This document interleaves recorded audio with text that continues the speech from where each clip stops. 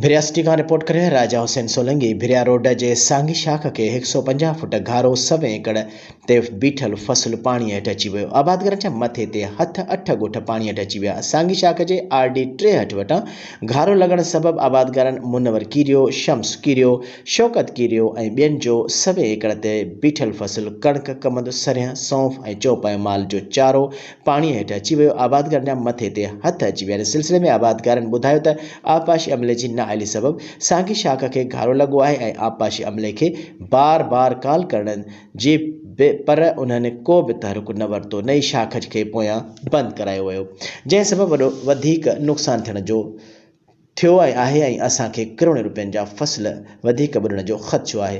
हुननि ॿुधायो त ॻोठाणा पंहिंजी मदद पाण घारे खे बंदि करण में रुधल आहियूं, पर को बि सरकारी अमलदार, कामोरो या चूंडियल नुमाइंदो न पहुतो आहे। घारे सबबि ॻोठ बहराम ख़ासकेली, ॻोठ यासिन चर ऐं अलीशेर ख़ासकेली, अब्बास चर, ॻोठ अहमद ख़ासकेली समेत 8 ॻोठनि पाणी हेठि अची विया आहिनि। हुननि ॿुधायो त ग़रीब मिसकिन आहियूं, असांजो दारोमदार फसल ते आहे।